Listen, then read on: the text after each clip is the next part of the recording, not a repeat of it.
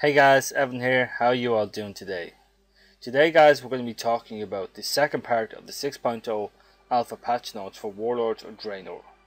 Now, we're going to be talking in detail about the warrior specs and rogue specs, the glyphs for both rogues and warriors, and also finally the perks for both rogues and warriors. Okay, so guys, first up we're going to talk about the warrior talents. Now, the first line has been changed slightly. Both Juggernaut and Double Time now have a 1.5 second root instead of stun, and Warbringer now has a 1.5 second stun instead of root. Second Wind is also being changed. Second Wind now has a 10% leech type effect when you're below 35% health, instead of being a passive ability, and heals you for 10% of the damage you deal. The next change is being to Stormbolt. Stormbolt is now a level 60 talent and it was a level 90 talent. Next change after that is to Bladestorm. Bladestorm is now a level 90 talent and it was a level 60 talent.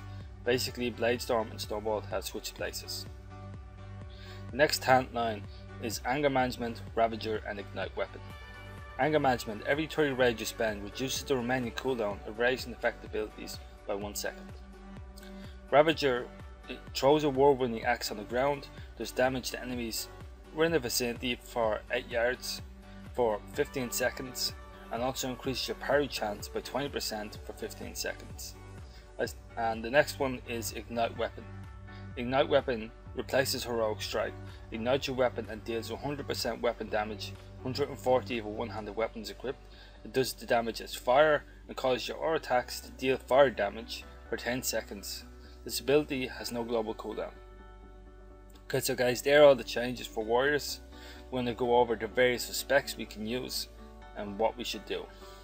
So to utilize Second Wind, you can also spec for things like Bloodbath, which would then make you heal for more damage because the target is bleeding. The fact that we lost stun on the charges means we can still spec for Warbringer as long as it doesn't DR with Shockwave. There's no set thing at the moment where it will DR with Shockwave or not, but that's just an option, just in case. If it turns out that it does DR with Shockwave, it might still be good when you're using it against the healer and stunning DPS. The next thing you could also do is Mortal Strike had a slight change. Hamstring is no longer an ability you can use. Instead, Hamstring is now tied to Mortal Strike. Now there is a 3% parry that you may happen, so if you get parried on your Mortal Strike, which is a very unlikely, it's 3% chance, but it can happen, and if it does happen, you basically are going to need to be able to reapply your slow effect quickly. Piercing Helm may be a good way of doing this, but Disrupting Shout still may be better for arenas, depending on what target you're going on and where you're going.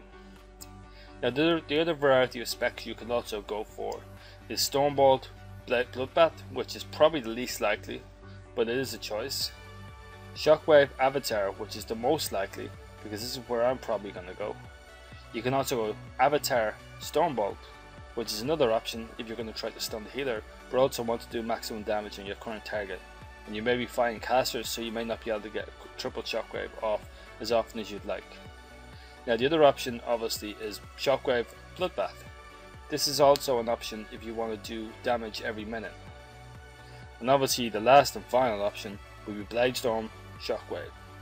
Now this is might work, it might not. It really depends. Ignite Weapon might work with it really nicely, may not. We'll see how it goes. But I think the best choice so far is going to be Avatar Shockwave in my opinion. As for the level 100 talents, Anger Management, every 30 rage you gain radiant effect abilities reduced by 1 second. So this may be good if you say that Recklessness may be reduced by 1 second, or Shield Wall may be reduced, or any of your abilities like Mortal Strike or any of that. So if that does affect it that way, it may be a good choice. But if it doesn't affect it that way, then I think a Night Weapon will be the better choice, just simply for the fact that it's a lot more damage on your attacks, and it also bypasses armor because it's fire damage. Ravager will probably be the worst choice because of the fact that 20% parry is not a lot. Maybe against, say, DKs or anything that's going to be affected by parry, maybe that might be a choice, but I think these other two choices will be a lot better.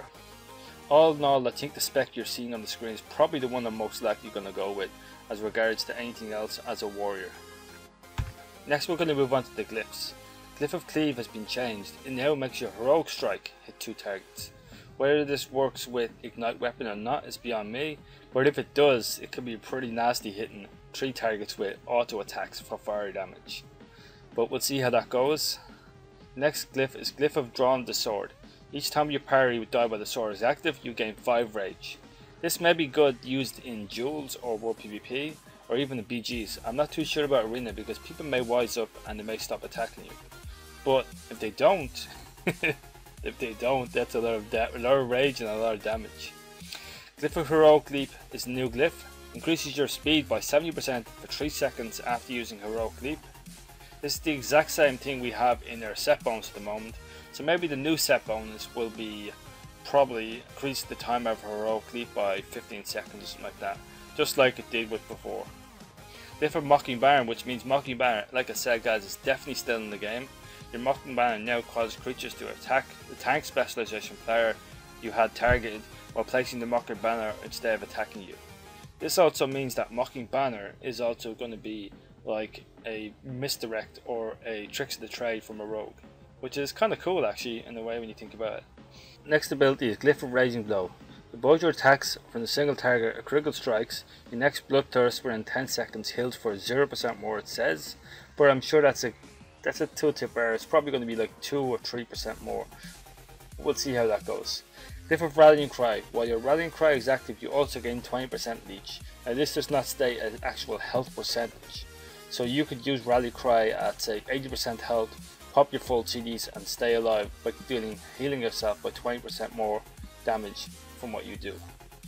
This means you can play a bit more offensively while using your defensives to heal yourself for a lot more and keep yourself alive and a lot more in the fight.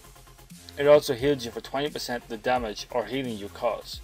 So if you were the specs for say Enrage Regeneration and you were to use that at the same time you're doing damage, your health would go from 0 probably to full 100% really quickly if you're stunning them while you're doing this. The next glyph is Glyph of Shattering Throw. Glyph of Shattering Throw basically teaches you Shattering Throw because Shattering Throw can be removed from the game. Shattering Throw now causes damage and removes any invulnerabilities. It no longer increases the amount of damage armor wise that you do for 20% like it used to. Glyph of Flawless Defense. You have a 25% reduced for all attacks to be critical strikes while Shield Wall is active.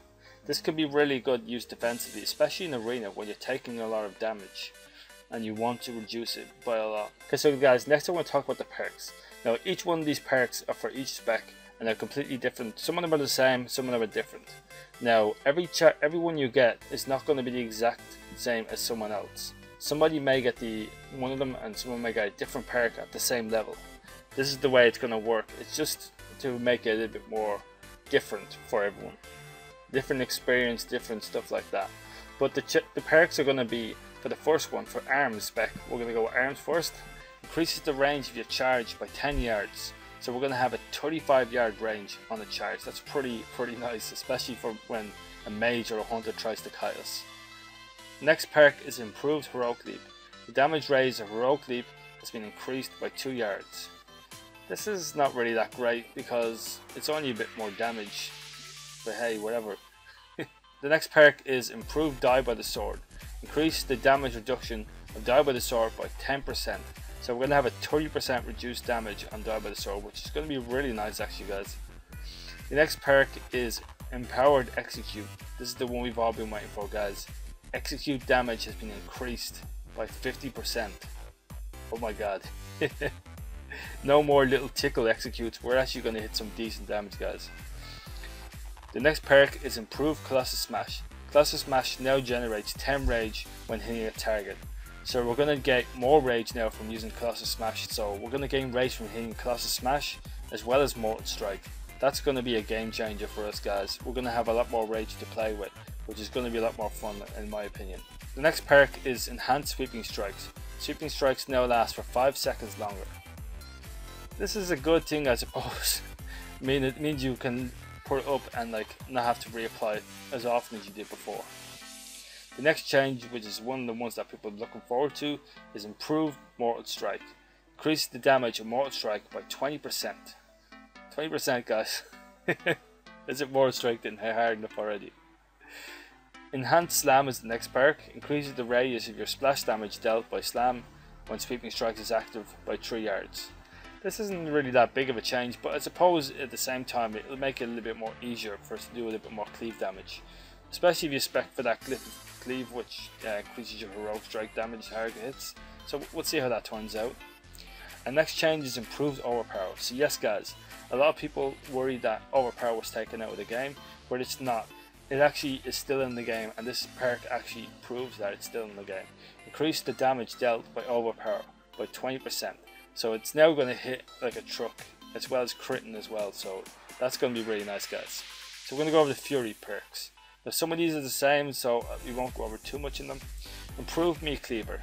Meat Cleaver now grants 2 charges every time Warlord is used to deal damage, up from 1. Improved Wall Strike. The damage from Wall Strike is increased by 40%. Oh my god guys. That's going to be nasty. That is going to be nasty. Improved Bloodthirst. Increase the damage and healing of Bloodthirst by 20%. So that's going to keep Fury Wars in the game a little bit more. Improve Raging Blow. Increase the damage of Raging Blow by 20%. So all of the 3 main attacks for Fury Warriors have had their damage increased. Now if you were to spec for a Ignite weapon, let's just say Fury Warriors are going to hit like a truck. So guys, that's a lot of damage increase on Fury. I don't know if I want to say it too early, but Fury may be creeping its way back into PvP. We may see it guys, we may see Fury raging, the raging Colossus, just destroying everything. The next one is improved Heroic Leap, which we already said on arms. The next one is improved Charge, which we also said on arms. The next one after that is improved Die by the Sword, which is the exact same as arms one. The Empowered Execute, which is also the same as the arms one. And the improved Colossus Smash, which is also the same as the arms change. Okay, so guys, next up we have is the Rogue talents. Now the first change to the talents is on Subterfuge. Subterfuge now breaks from stealth immediately upon receiving hostile actions, but you can still use abilities that require stealth for 3 seconds like you would with Shadow Dance. It's not bad at all. I mean, you have Vanish, you could probably get a mini Shadow Dance doing this. But yeah, we'll see how that goes. The next change was they removed Paralysed Poison, and a new talent is in its place called Internal Bleeding. The successful kidney shots now cause the target to bleed, dealing 124 weapon damage or attack power per damage count point for 12 seconds. Now, this may be good, this may be bad, but we'll see, we'll explain in a minute. The next change is to a new talent called Venom Zest. Increases your maximum energy by 15 and also increases your energy regeneration rate by 5% for every enemy you have poisoned, up to 3 targets. Now this is probably the one I'm going to choose, but we'll go through the other 2 on the 100 talents just to get through them. Shadow Reflection. Summon a shadow of yourself on the target that will watch and memorize your offensive ability usage for the next 8 seconds. After this time, this will mimic the memorized abilities on the target over the next 8 seconds. Death from Above. This is a finishing move that can turn with compounds to empower your weapons using shadow energy to perform a devastating 2-part attack. A Wolverine attack dealing up to 100% attack power damage to all enemies within 8 yards, then leap into the air, slice into your target on the way back down, dealing an additional 500% weapon damage and up to 723 if the dagger is equipped. Damage based on combo points consumed. That really sounds really nice, but we don't know how much it's going to actually hit guys, whether it's really worth going for as considered as Venom Zest or even Shadow Reflection. You can't speculate because the beta isn't out yet, so I would say Venom Zest is a sure thing, but I am inclined to go Death from Above if it is what it is when I get tested. But for the moment, Venom Zest is a safe bet. This is probably the spec I'm going to use, and the reason why I use Prey and the Reek instead of Internal Bleeding is because as a rogue in Arena, if you want to put a 5-second kidney on the healer to stun the healer, this will put a bleed on the target, and this puts a bleed on the target and your mage one of sheeps after or anything like that, you're just going to break the sheep because of the bleeds or anything like that. Like you might want to blind, the bleed will break the blind, stuff like that. Just really weird stuff. You just want to make sure you can get the gorge, stuff like that, and this will interrupt that by quite a lot. Now This is probably a good thing as well still if you're going to just try kill one target really quickly and you're going to leave the CC up to your healer and mage or something like that. But definitely I would more than likely stick with Prey on the weak because it's still 10% more damage at the same time, and you do a heavier shadow dance, which is a lot better in a lot quicker space of time than say some extra bleed. Next we're going to go on with the glyphs. There's only been 4 glyph changes. Glyph of Energy increases your maximum energy by 20. Glyph of Elusiveness reduces the cooldown of evasion by 30 seconds. This will be good against heavy melee cleaves. Glyph of Energy Flows. Each time you dodge while evasion is active you gain 10 energy. This is pretty similar to the warrior one with Die by the Sword. Glyph of Disappearance reduces the cooldown of Vanish by 60 seconds, but when Vanish ends, Stealth is no longer automatically activated. This just means you have to press the button yourself. Next we're going to talk about the perks. We're going to start off with Assassination. Improve Slice and Dice. Slice and Dice is now always passively active. This means you're not going to have to spend extra comp points, you can be able to focus a bit more heavy on damage. This may actually put Assassination ahead of Subtlety, but I don't know just yet. We'll wait till we get to the Subtlety changes. Enhance Vendetta. After activating Vendetta, your next Mutilate, Dispatch, Envenom or Ambush has a 100% increased chance to create critical strike. That's going to be pretty nasty, dude. This is going to make you have to choose when you use Vendetta rather than just putting it on automatically. So you may want to use it just as you're about to Envenom to make a critical strike, which is a pretty good thing. Next one is Improve Venomous Wounds. Venomous Wounds now triggers every time Rupture and Garrote deals damage instead of doing it at 75% chance. So this just means that you're going to have a load of energy as an Assassination Rogue now, especially with not having to spend any energy on Slice and Dice. The next one is Enhanced Poisons. Your Fan Knights will always apply your poisons to the target's hit. Enhanced Crimson Tempest. Crimson Tempest now also increases damage the target takes by poisons by 30% for 1 second plus 1 second per combo point. I'm not sure this is going to be good in PvP because it's not really that much of a single target damage increase, but it may be really good in spending your dot pressure on all the targets. Like for instance, you've got like poisons on all your targets, you spread a nice Crimson Tempest and you instantly do an extra dot damage to every target. This might be good, Empowered Envenom. While Envenom is active, you do 20% more damage, Mutilate and Dispatch. So this is going to be pretty nasty. I'm quite liking these changes to Assassination, they're improving it a lot. Improve Rupture. Dispatch deals 20% additional damage. Enhanced Envenom. Envenom grants an additional 15% chance to apply poisons. This is going to make poisons be a lot better. Improve Recuperate. Increases the healing received by Recuperate by 20%. Oh god, the Assassination is looking really good, guys. It's looking really good. Next we're going to talk about the combat changes. Empowered Bandit's Guile. Bandit's Guile has a 20% damage increase while in Deep Insight. Instant Poison replaces Deadly Poison with Instant Poison. Instant Poison coats your weapons with lethal poison damage and lasts for 1 hour. Each strike has a 30% chance of instantly poisoning the enemy, dealing a certain amount of nature damage. Enhanced Adrenaline Rush. Adrenaline Rush, while active, the global cooldown of Sinister Strike and Revealing Strike, Eviscerate, Slice and Dice and Rupture is reduced by an additional 0.3 seconds. Enhanced Fan of Knives reduces the energy cost of Fan Knives by 10. Empowered Crimson Tempest. Crimson Tempest no longer deals periodic damage, but instead deals 240% increased initial damage. So yeah, that seems pretty nice actually, guys, because combat doesn't rely on poison, so yeah. Improved Amber Dexterity. You no longer have a penalty to hitting you with your aura attacks due to dual wielding. This just means that you're going to hit a lot more energy with your offhand and also do a lot more damage. Improved Sinister Strike. Increase the damage done by Sinister Strike by 20%. Improve Recuperate. Increase the healing from Recuperate by 20%. And improved Eviscerate. Increase the damage done by Eviscerate by 20%. Will this make mastery stacking viable once again? We'll see. But as you guys can see, combat's actually looking a little bit more stronger than what it was before. So maybe it might be worth going. We'll see how it goes. The spec everyone's been waiting for, Subtlety. Improved Backstab. Increases the damage done by Backstab by 20%. Improved Ambush. Increase the damage done by Ambush by 20%. Improved hemorrhage. Increased the damage done by hemorrhage by 20%. Oh my god, guys, that's a lot of damage.